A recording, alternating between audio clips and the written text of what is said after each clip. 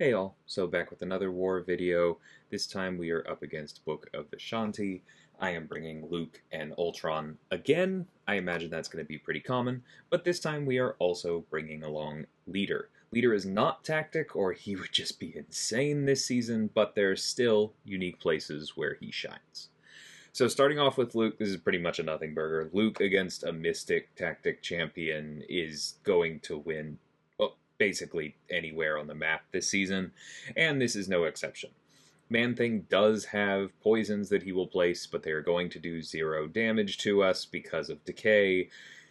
Basically, all they're good for is inequity, but look at how much damage we're doing with access to another unique debuff and 5 more debuffs at literally all times. Sorry, 6 more debuffs and 2 more unique debuffs, because there's also the slow,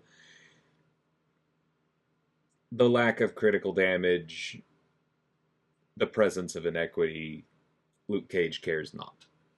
We move on to this Rintrah, and this is why we brought Leader, right? Because Rintrah is not tactic, or we would have to just deal with him being unblockable, honestly.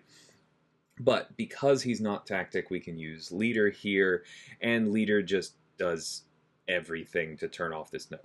So, I think I didn't do any war videos for the seasons while he was tactic, but I've taken this node a lot with him. I have some footage I eventually do want to put together in a showcase. That right there is one of the most important interactions to understand about this node.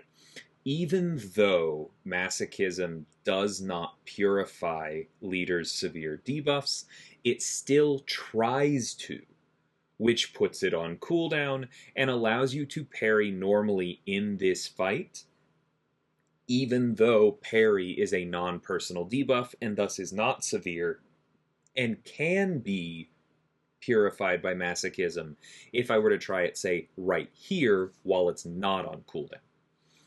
Now, that right there was a bit of a mistake because I was used to using Leader in the secular tactic when nobody's power could be reversed, right? Except Killmonger, and that was fun.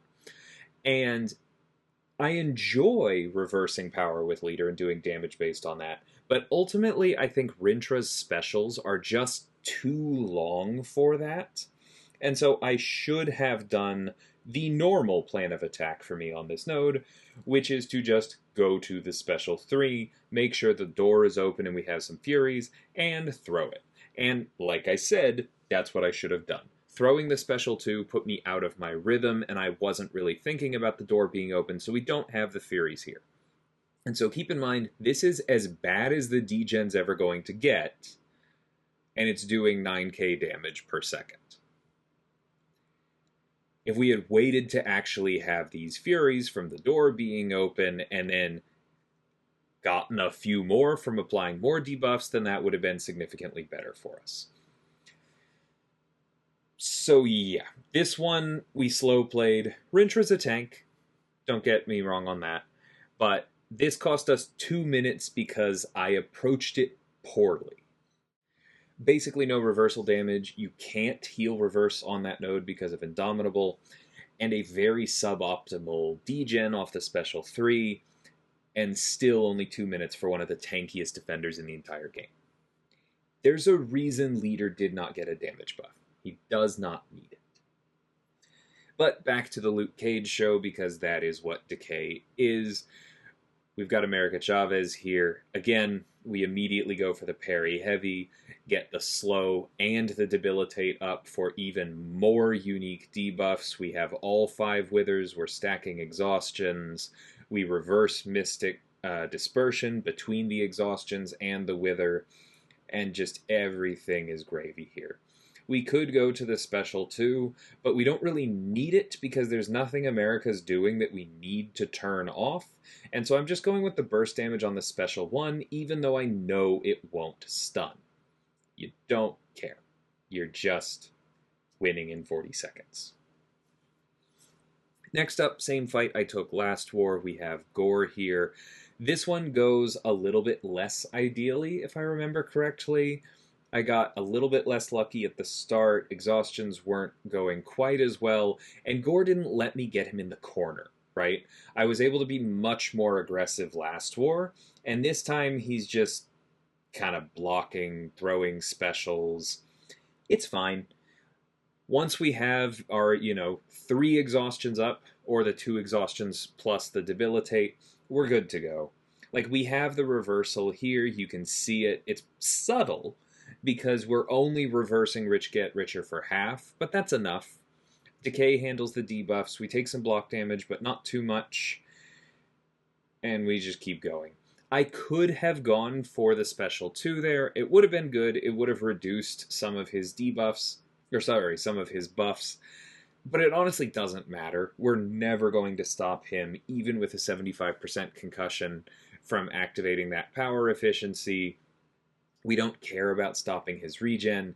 And so going to the special 3, getting up the trauma, and then closing it out just felt better for me. Now, next up, we have Sasquatch on node 38. Good placement, right? Because as usual, the way that you control Sasquatch is with debuffs. The way to apply most debuffs with science champions that counter him is to knock him down. Oftentimes people will cheese it with somebody like Onslaught. Doesn't work this season because Onslaught isn't tactic. I know there's another person who cheeses this node who is, but right now we're talking about Luke. And I think that honestly the safest way to take this fight is just to rely on the fact that, like I said, Luke has extra ability power rate control this season. Luke has an extra unique debuff. Luke has 5 extra debuffs at all times. And, crucially, keeping exhaustion up means that Sasquatch will never gain Wrath stacks. And if Sasquatch never gains Wrath stacks, he never gains any extra protection to stack with the 50% from the node. And then he's just big, right? He's not absurdly tanky the way he can be for a lot of people on this node. He's not, oh my god, I don't know how I'm going to kill this. He's just big. We're not even a minute in. He's a third down. This is going to be completely fine. I do want to bait out these special 2s, and I need to be careful after them because there is a chance he'll go unstoppable because we're not applying the slow. Note that I blocked that there to get another debuff up on him. That is just for power control, but also for inequity. We're just trying to keep going forward, right? The slow would be nice, but because of the debuff immunity here, we can't trigger it, and so we're just not worrying about it. I'm not really scared of the special 3 on this node because of all the power control we have, and so even though I do technically need to worry about the unstoppable, you'll see I'm not being too precious about it. When I have a dex buff, I am kind of taking the risk of hitting into him a few times, because if he goes unstoppable, what's the worst that can happen, right? He can hit me, he can what? Apply a rupture that does 0 damage and heals me? That's probably a better than even trade for me. As you can see, we are pushing to special 2, though, pretty reliably, because the special 1 can stun through block. It's not nearly as likely to out of Wrath as it is in, but it technically can, and so that is a risk that I prefer to avoid. Here we're going to close things out, or I thought I misremembered this one. I go for the heavy, get the knockdown, use the special 3 to close it out. Definitely could have done that off of the striker as well, but that's what we call an overabundance of caution. So 135 hits from Luke, despite how cracked he is this season. That took 2.5 minutes, half of the available time. For a defender that literally causes timeouts on that node, that's plenty. I don't need to worry about that. We move on to Enchantress. This is a good placement. Bubble Shield is annoying for her, and as we can see, if you miss that first route and then mess up the heavy evade. I forgot I messed that up. The encroaching root really combos annoyingly with Untouchable, and that is what got ahead of us there. But the thing is that we're still controlling her ability power a bit. We were still able to defuse all of her spells, which was nice.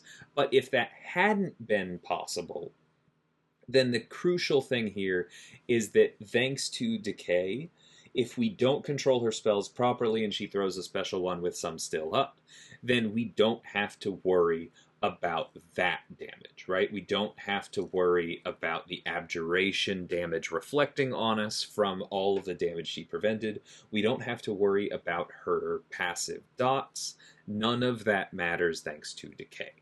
And once we have our 2 concussions up from the special 2, we also don't have to worry about Bubble Shield or the Root. And so as soon as you get there, this fight is over. I could have power started, it would have made things a bit safer, but as you saw, I just really don't think that's necessary for Luke this season. If we didn't have Decay, it would be, and I would have.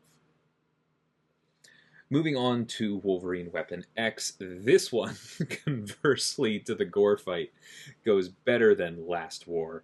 For those of you who saw that, at least I believe so. I remember this being very quick. We, of course, do the same thing. We push him to a bar of power. We wait. I probably could have hit into that unstoppable, but sometimes when he doubles it up, I'm not confident that the one I'm seeing second is the shorter one, and so I don't want to get hit while he's unblockable. It's not worth it. So I waited that one out, baited another heavy by being intentional with my dashes and blocking a bit before them. I haven't talked about that trick in a long time, but if any of y'all are new to it, that is one of the most important things for Wolverine Weapon X. If you block until the last second before you dash, the AI will read that you are blocking more often, and so they will be more likely to heavy, right? Because the AI heavies when you're blocking to break your block. You can use that against them, and that was a good example of that, but just a very, very quick fight against a rank 3 Weapon X. That was my war. We did end up winning this one. Not as clean as we could be in Battle Group 3 yet, but trending positive. Battle Group 1 got their first donut. Definitely turning things around and starting to shake off the rust. So really pleased with how that is going. And yeah, hope you guys enjoyed this. See you in the next one. Until then, thank you so much for watching, and take care.